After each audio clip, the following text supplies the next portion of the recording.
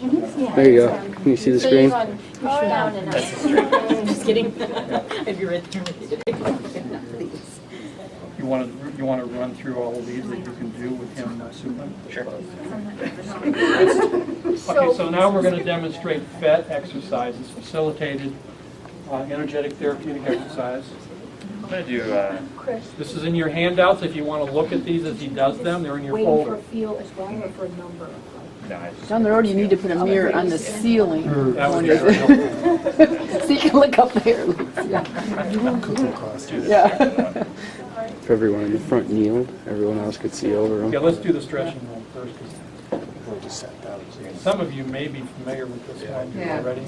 Yeah. So This is like what we did. the key to this is compression into the shoulder and then rotation from the trunk. So he's trapped his hand here under his arm. Okay, he rotates from the trunk away from him. And he stretches and pulls his arm off. Gently. Yeah, very gently. Yeah. Do you have a lot of pressure on your hand and shoulders?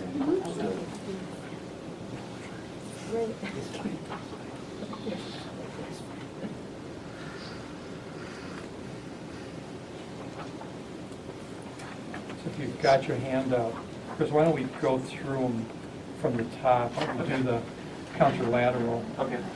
Both sets, both positions. Okay, Leah. Right. Number one. Number one. So we're going to do number one. Number one is for post-stroke. So it's a cross exercise using both hemispheres of the brain, particularly for CP, any abnormal neurological condition. So you're going to guide, if someone's post-stroke, they don't have coordination. You're going to confuse them. So you're actually going to guide, and what I'm going to have you do is just flex your arms back and forth, nice and straight against one another. So you're going to push and push, nice and yep. 1,002, and go switch. Yep. 2, 1, release. A little bit less pressure. Yep. Keep a slight bend in your elbows. 1, 2. Less force, so it shouldn't hurt. Just try. You're training the brain more than anything. Yes. This is kind of like bilateral. Go by my count. 2. So contract Cross. 2. Somatosensory. Do you want him holding his arms up in the air like that? Can be in different positions. Yeah, some people can't. They might be in a wheelchair, so the arms have to be lower. Contract nice and slow. 2 second hold. 2 second hold, 1 second hold, 5 seconds. Anywhere from 2 to 5, depending on what they can handle in terms of time. Stronger person can handle longer. And what's the benefit of this?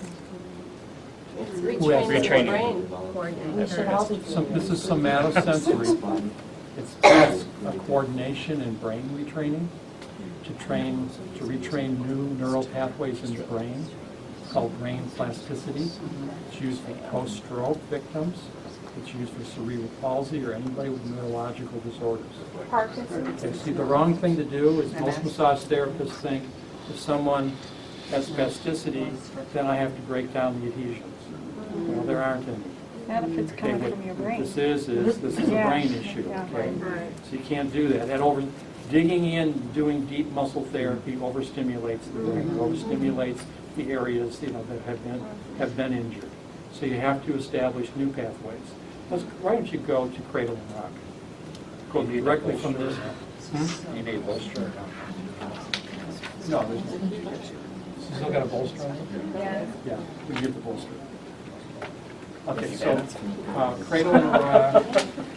So we do these cross techniques. And by the way, it can be done with, Left and right. see that what I just did here? Palm up, palm down. Okay. Rotation, like this. Very good at senior center. Very good at senior centers. Okay, now he's doing Cradle and Rock. And what you want to do this is instruct them to relax and to breathe.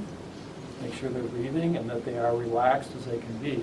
Understanding that this area, it could be, it's probably spastic. Okay, so you're trying to train them in how to relax an area that's spastic. So the brain has to relearn how to do that. So this is going to take some time to do this. Okay, to do How this long would you do procedure. that for then, like 7 minutes or something? And you can probably see better over here. You're good? Do you use Okay. a pillow if you're a girl to kind Yeah, of wrap? absolutely. That's All what I was this, all the wondering. normal, you know, draping and bolstering and everything, all of that stuff. Okay. So, and then when you cradle them, okay, and then you move it in rock, you can shake a little bit. It can be cradle, shake, and rock.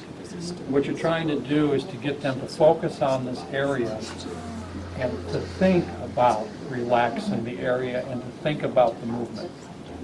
Okay, so both of these techniques we just did are both for abnormal neurological conditions. This is so that we can treat people that have these conditions and not make the mistakes that other massage therapists do, where they're overstimulating an area that's damaged and spastic. Okay? So if we have to do like the normal draping, is that gonna affect on how it's gonna work with the clothes on, or no?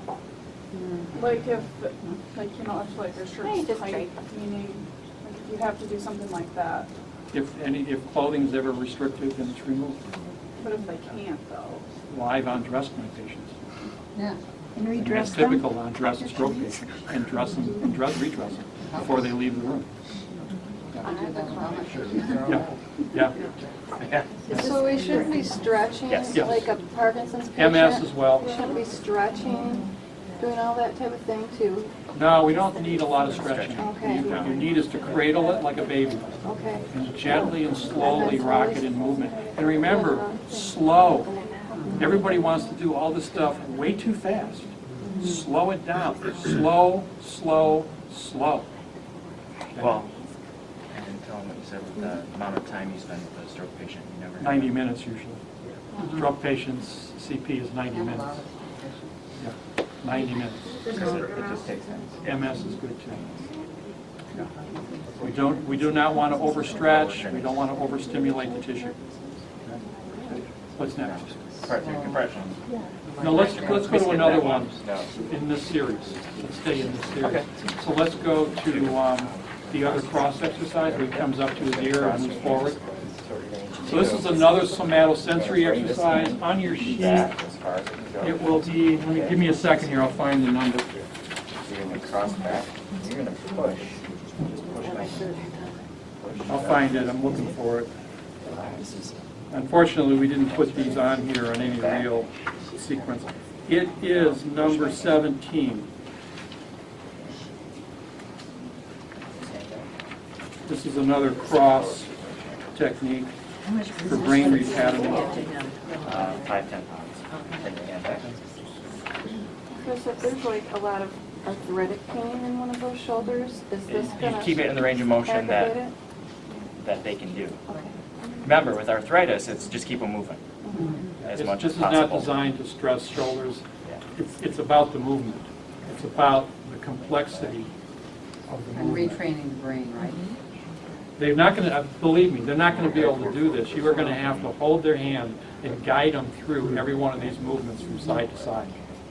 Okay? Yeah. Yeah. Now, we're showing you on the upper extremity. We can also do this on the lower extremity. So these same things are done on the lower extremity as well.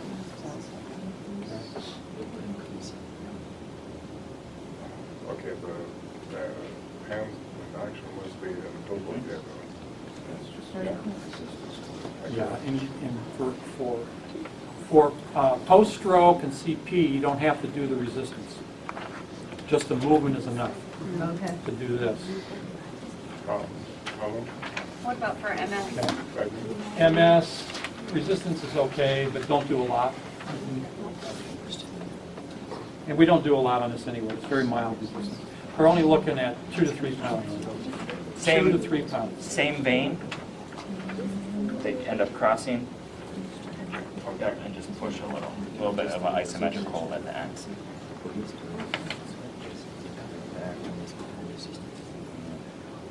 So there are 18 of these just in this one sequence. Oh, just relax. Okay, 18. These are all upper body, right? Yep.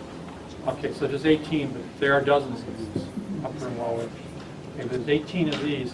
These 18, so you would start your treatment with your medical massage and joint physics. Now, I'm not talking about stroke or Okay. CP. I'm talking about a normal patient. So you would start with your medical massage and your joint physics, okay? You'd go to your oscillation techniques, and you would end up with these techniques. There's your 3 stages of treatment. Then if you're going to do a modality, you would add the modality and send them home with maintenance exercises. That's your treatment plan. Okay. What's next? We can do continuous passive range of motion. Big, nice big one.